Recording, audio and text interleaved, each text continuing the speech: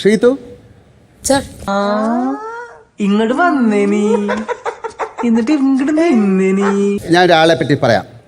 ഗബ്രിയെ പറ്റി നിങ്ങൾ എന്താണ് മനസ്സിലാക്കിയിരിക്കുന്നത് ഒന്ന് പറയൂ, കേക്കട്ടെ. ഇതിനെക്കുറിച്ച് രണ്ടു വാക്ക് പറ.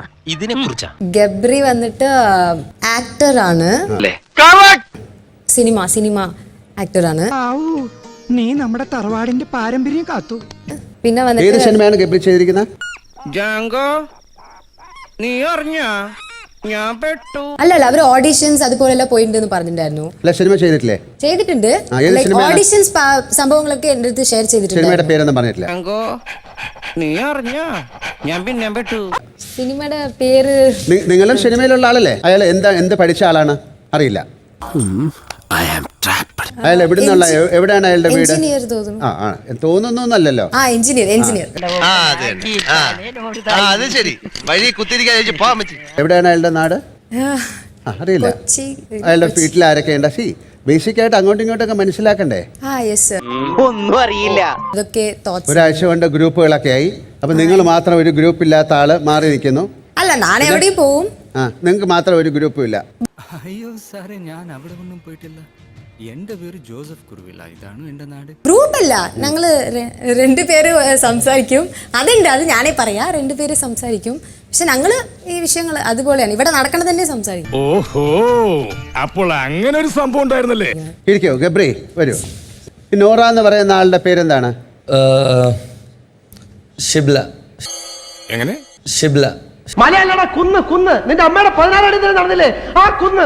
രതീഷ്, നമ്മുടെ ക്യാപ്റ്റന്റെ പേരെന്താണ്? അർജുൻ. അതിപ്പോ അറിയാം അല്ലേ? ഇന്നലെ വേറെന്താ പേരൊക്കെ പറയുന്ന കേട്ടോ, ജയിലിൽ കിടന്നിട്ട് പ്രവീണിനെ വിളിക്കൂന്നൊക്കെ പറയുന്ന കേട്ടോ. പ്രവീണാന്ന് എന്റെ അടുത്ത് ചോദിക്കുന്നോ താൻ പറഞ്ഞ കാര്യത്തിനെ? എനിക്കൊന്നും ഓർമ്മ വരുന്നില്ല ഈശ്വരാ. നീ കിടന്ന് ഉരുളൊന്നും വേണ്ട ഇക്കാര്യമേ, എനിക്ക് നല്ല ഓർമ്മയുണ്ട്.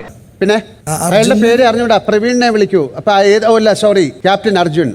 ഒരു ക്യാപ്റ്റന്റെ പേര് പോലും നിങ്ങൾക്ക് അറിഞ്ഞൂടെ? അല്ല, ഞാൻ അർജുൻ എനിക്കറിയാം, പേരറിയാം എനിക്ക്. അപ്പൊ തെറ്റിച്ച് പറഞ്ഞാണോ? ചിലപ്പോ തെറ്റി. അപ്പൊ ഞാൻ കള്ളം പറയാനാണോ? അയ്യോ അല്ല അല്ല. നീ ഒന്നും പണയണ്ട. ഒരാൾ പോയിട്ട് സിഗരറ്റ് കത്തിക്കുന്നു, അത് കത്തിക്കാൻ പാടില്ലാത്ത കാര്യമാണ്. ജാൻമണി, അത് അങ്ങനെ സോറി അല്ലല്ലോ. സോറി എന്ന് പറയുന്നത് വലിയ വാക്കാണ്. അത് ചുമ്മാ എല്ലാം എപ്പോഴും എടുത്ത് പറയാനുള്ള കാര്യമല്ല. സോറി കുറെ ഇംഗ്ലീഷ് വാക്കുകൾ എടുത്ത് അണ്ണാക്കിൽ വെച്ചിട്ട് തോന്നുമ്പോഴെടുത്ത് തുപ്പ് പൊണ്ടോറടക്കാൻ മനുഷ്യനെ മെനക്കെടുത്താനായിട്ട്.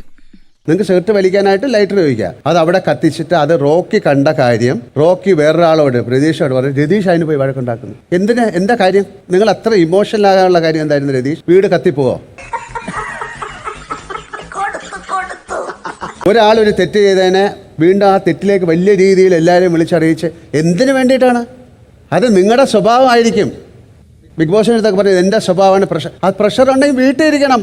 കിട്ടിയ മുതലും പലിശ ചേർത്ത് കിട്ടി. ആരും കണ്ടില്ല. വാ, താങ്ക്സ് ഉണ്ടടാ മോനെ ദിനേശ്.